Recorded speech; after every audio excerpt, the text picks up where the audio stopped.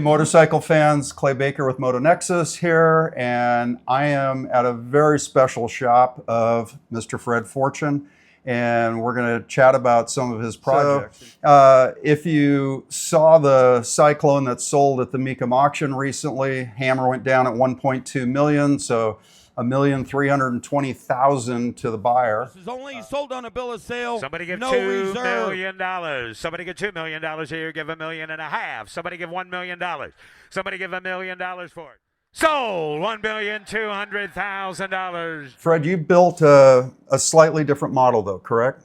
Yeah, it's based on a Sportster motor. Okay. What inspired you to decide to do a project like that? The original Cyclone. Right.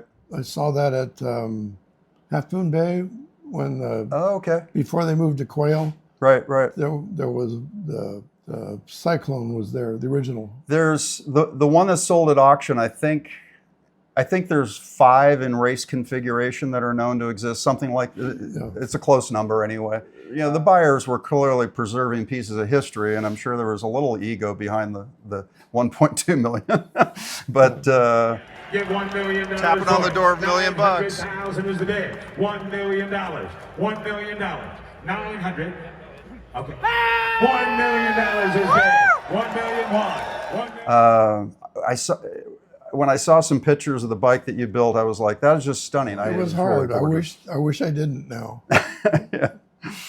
Wish you didn't sell it? I wish I didn't sell it. Fred, you've done a lot of different bikes. I'm looking at one here right now, this Norton 850, which is just stunning.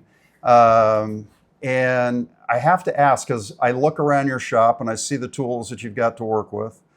How much of like the Cyclone or some of your other projects do you farm out? You know, what sort of things do you look for other experts to help you with? Pretty much welding, powder coat for sure, painting for sure, and wiring, electrical. I have a good electrical guy.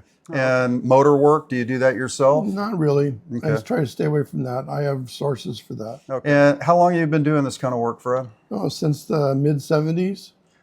Okay, so when I was in grade school. Yeah, it started with dirt bikes, dual sport, all that.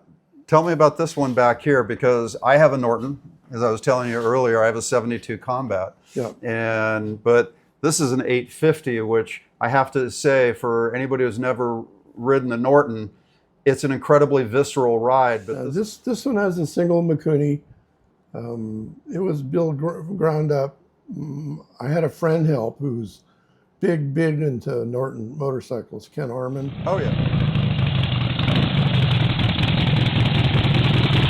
He built the motor for me and did most of the heavy lifting, and I did the little stuff. Okay. You know, so this was done in 2006. Well, it's beautiful, and I've seen a lot of Nortons switch over to the single Mikuni. It's a little easier to care for. It'd be a lot of fun. This one does not have the electric start. This is the last of the kickstart. Right. Also, the length of starting, it depends on how many people are watching. The more people that are watching, the longer it takes to start. Right. Yeah. The more kicks. Yeah. Fred, I'm looking around your shop and I see a lot of different projects. We have a Norton 850. I'm looking at an International Harvester. There's something with a Harley-Davidson cover over it. It's a Buell. It's a Buell. Is that an X1? Yeah, Lightning. Okay. All right, we're going to want to look at that because that's a real hot rod. Do you know if it happens to have the Thunderstorm heads on it and all of that? Okay, yeah. Those are fantastic bikes.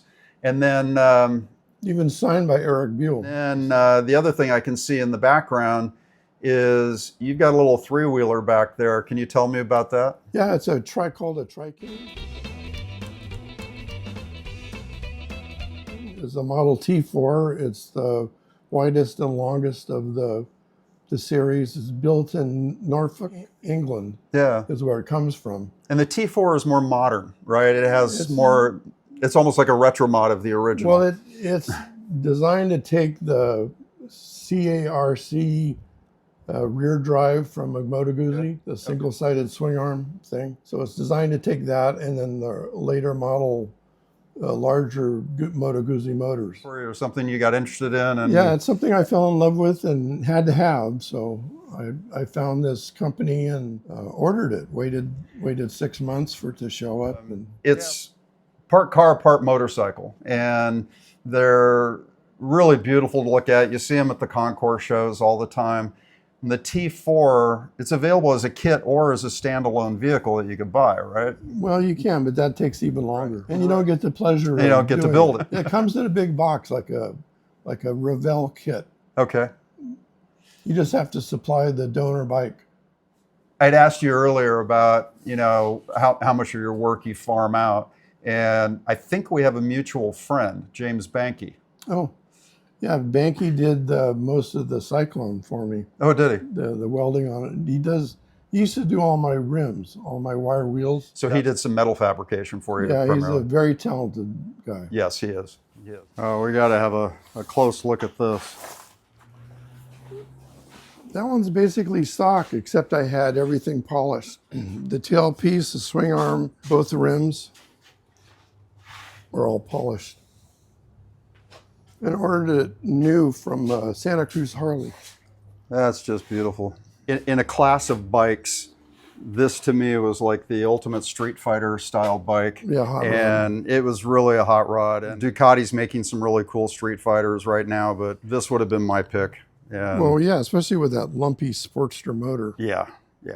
Let's have a look here. You know Real Ralph? Wow. The No, I don't. pinstriper? He did the pinstriping. That is really cool. Yeah, this one I kept the original Moto Guzzi gauge assembly from the Guzzi Norge. That's a beautiful design. Yeah, it fits the art Deco kind of Yeah, it really look does. of the. I love this little spotlight up front. Yeah, and it has a rear view mirror on the back side of it. Right. So this has got to be an absolute blast to drive. Yeah, it's a little bit scary. You're only 6 inches off the ground. Part go-kart, part car, part Yeah. motorcycle. This is off a Triumph Thruxton, this back piece. Oh yeah. Oh yeah. And then the LED mask, there's a module that as soon as you hit the brakes, the whole thing turns red. Those are the Moto Guzzi brakes and discs that the kit accepts. All right, so Fred, you have a very eclectic shop here. You want to tell the viewers something about what I'm looking at here? This is a 1949 Farmall Cub designed by Raymond Lowy back in the 30s. The letter series, Farmall made the A, B, C, and D, I believe. This is the smallest, designed for small farmers. It was very affordable. In fact, they still are. Oh yeah. I've seen a few of these at auction, and they're still very affordable to collect and easy to work. Well, I'm going to say easy to work on compared to a modern tractor, but Oh, they are, except a lot of times everything's rusted shut on it.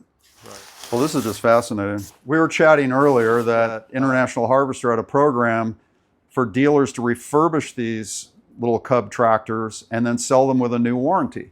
And that kept a lot of them out there. That's why they can be found today. They're pretty much bulletproof.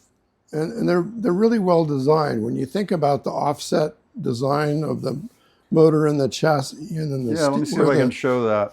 and where the operator sits, he has a clear view of everything in front of him. Yeah. They didn't sell as many of these as like Ford had their Fordson tractors for the same market. And Right. I'm not sure why it wasn't as popular. You could use it for almost anything on a small farm. So how far are you going to take it? You're going to do a full restoration? No, or- it's going to be a looker and Okay. be able to take it around the block. Many thanks to Fred Fortune for the tour of his shop, and this has been Moto Nexus.